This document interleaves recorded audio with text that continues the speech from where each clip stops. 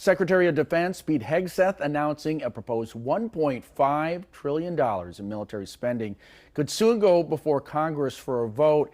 This came during a visit to the Oshkosh Corporation this afternoon, where Hegseth spoke to workers and toured production facilities.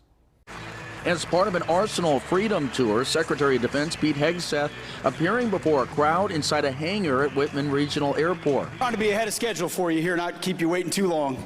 I just had to go one extra lap on your training course on one of these beauties. Hegseth spoke for about half an hour to workers from Oshkosh Corporation and specifically Oshkosh Defense, touting production here and how $190 million in defense spending was cycled into Wisconsin from President Trump's so-called Big Beautiful Bill.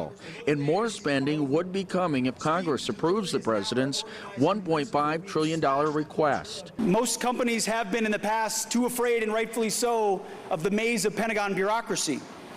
But I'm here to say we're a different kind of department, moving at the speed of business, moving at the speed of markets, and we are open for business. We need more Oshkosh across America.